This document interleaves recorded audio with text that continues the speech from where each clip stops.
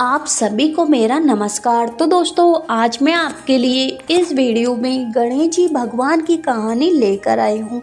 तो प्रेम से बोलिए गणेश जी भगवान की जय हो। दोस्तों, एक समय की बात है, एक गांव में एक महिला रहती थी जिसके कोई संतान नहीं थी। सब लोग उसको ताना मारते और बांझ बांझ कहकर कोई उसका मुंह नहीं देखना चाहता था। यदि वह किसी के सामने भी आ जाती तो सब उसे भला बुरा कहते थे।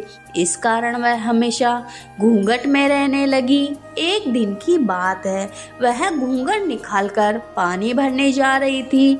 जब वह एक गली से निकल रही थी तो सामने दो गाय लड़ रही थी। उनसे बचने के लिए वह पास ही की एक गणेश जी महाराज के मंदिर में घुस गई। जैसे ही वह अंदर घुसी, उसके सिर की मटकी का पानी गणेश जी भगवान के ऊपर गिर गया और उसका घूंघट भी हट गया।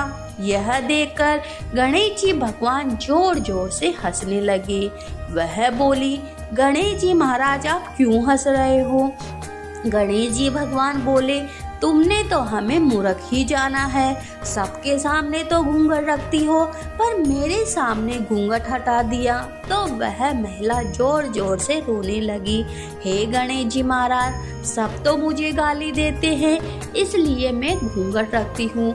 आप तो विघ्नहर्ता हो, मेरा भी कष्ट दूर करो, मुझे भी संतान का सुख दो।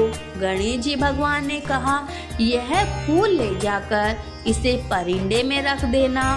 परिंदा उसे कहते हैं जहाँ पानी का घड़ा रखते हैं। उसने ऐसा ही किया। सवेरे उसने देखा तो वहाँ एक छोटा सा बालक खेल रहा था। अब तो उसकी खुशी का ठिकाना ही नहीं रहा। धीरे धीरे वह बड़ा होने लगा।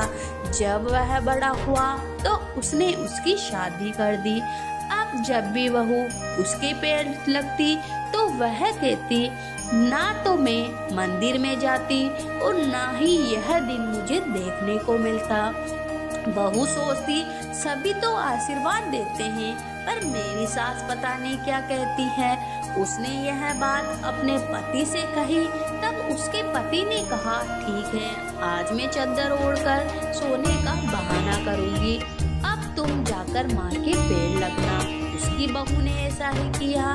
सास ने फिर यही कहा, ना तो मैं गणेश जी भगवान के मंदिर में जाती, ना मुझे यह दिन देखने को मिलता। तब बेटा बोला, माँ तुम क्या बोलती रहती हो, आशीर्वाद क्यों